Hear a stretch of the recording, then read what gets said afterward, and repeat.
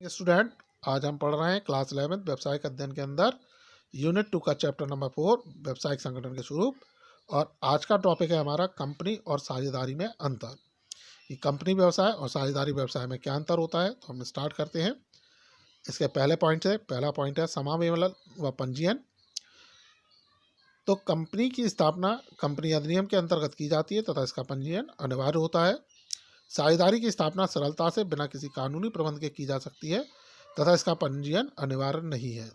तो जो कंपनी है, कंपनी अधिनियम के अंतर्गत इसकी स्थापना होती है और चूंकि एक अधिनियम के अंतर्गत से स्थापना की जा रही है तो इसका पंजीयन कराना आवश्यक होता है।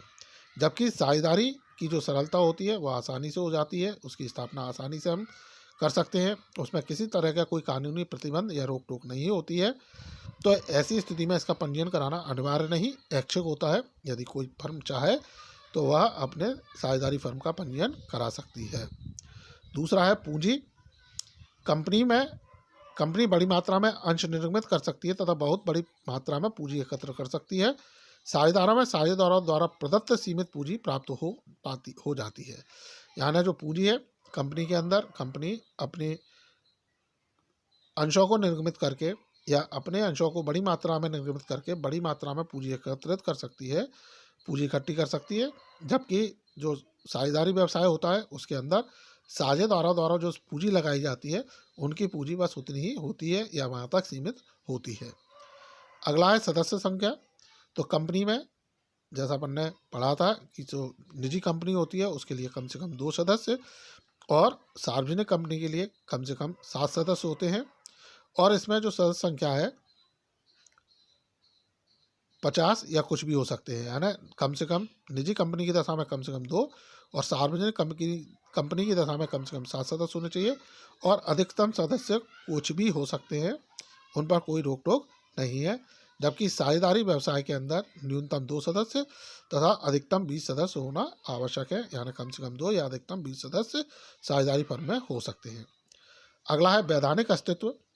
तो कंपनी का अस्तित्व अपने सदस्यों से पृथक होता है, यानी कंपनी और कंपनी के जो सदस्य हैं उन्हें यानी उनके जो अंशधारी हैं उनका आपस में कोई लेना देना नहीं होता, वो आपस में अलग अलग होते हैं। जबकि साझेदारी व्यवसाय के अंदर जो साझेदारी का जो अस्तित्व है अपने सदस्यों से पृथक एवं भिन्न नहीं होता है, यानी साझेदारी व्यवसाय और साझेदार ये दोनों एक दूसरे से संबंधित होते हैं, इनका ये आपस में एक दूसरे से रिलेटेड होते हैं। अगला है दायित्व। तो कंपनी के अंशधारियों का दायित्व सीमित होता है। तो जो कंपनी के अंशधारी हैं, कंपनी के जो वास्तविक मालिक होते हैं, उनका दायित्व सीमित होता है, यानी उनके द्वारा जितने अंश क्रय किए गए, जितनी पूंजी लगाई गई, केवल उनके दायित्व वहीं तक होंगे। जबकि साझेदारी में जो साझेदार होते हैं उनके दायित्व असीमित होते हैं। अगला है अस्तित्व में स्थायित्व। कंपनी का अस्तित्व स्थायी व शाश्वत होता है। तो कंपनी जो होती है वह स्थायी होती है, शाश्वत होती है। कंपनी के जो अंशधारी हैं या सदस्य हैं उनका कंपनी छोड़ देने से या उनकी मृत्यु होने से कंपनी पर कोई प्रभाव नहीं पड़ता है। जबकि साझेदारी का जो अस्तित्व होता है वह स्थायी और शाश्वत नहीं होता।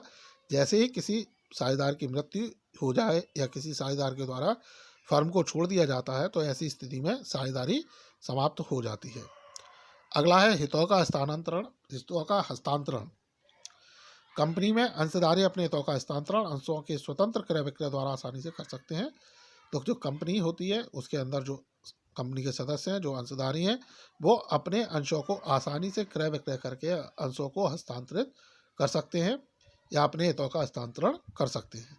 जबकि साझेदारी के अंदर एक साझेदार फर्म में अपने हितों का हस्तांतरण नहीं कर सकता, यानी साझेदारी व्यवसाय के अंदर जो साझेदार है वो अपने इंटरेस्ट को, अपने हितों को ट्रांसफर नहीं कर सकता है। अगला है प्रबंध। कंपनी के प्रबंध में प्रत्येक अंशधारी सक्रिय भाग नहीं ले सकता। चुने हुए प्रतिनिधि व संचालक ही प्रबंध का कार्य करते हैं। तो जो कंपनी के संचालक हैं, कंपनी के जो प्रबंधक हैं, वही कंपनी के प्रबंध व्यवस्था को देखते हैं, यानी जो अंशधारी हैं वह सक्रिय रूप से कंपनी के प्रबंध में, कंपनी के संचालन में कोई भाग नहीं लेते हैं, बल्कि उनकी ओर से चुने गए जो प्रबंधक हैं, चुने गए जो प्रतिनिधि हैं, वही उस कंपनी के प्रबंध व्यवस्था या संचालन व्यवस्था की देखरेख करते हैं या उनको देखते हैं। जबकि साझेदारी में प्रबंध में भाग लेने का पूर्ण अधिकार प्राप्त होता है, वह सक्रिय रूप से वे सामान्य प्रबंध में भाग लेते हैं। यानी जो साझेदारी फर्म होती है, साझेदारी व्यवसाय होता है, उसके अंदर जो साझेदार है वह स्वतंत्र होते हैं और वह स्वतंत्रता पूर्वक व्यवसाय के प्रबंध में भाग ले सकते हैं और सक्रिय रूप से भी वह व्यवसाय के संचालन को कर सकते हैं। सो स्टूडेंट, ये था कंपनी और साझेदारी में अंतर, जो आपको समझ में आए होंगे। इनसे संबंधित यदि आपके कोई डाउट्स हैं, क्वेरीज हैं, कोई आपके क्वेश्चन है, तो आप मुझसे कमेंट सेक्शन में पूछ सकते हैं या डायरेक्ट मुझसे पूछ सकते हैं। So thank you.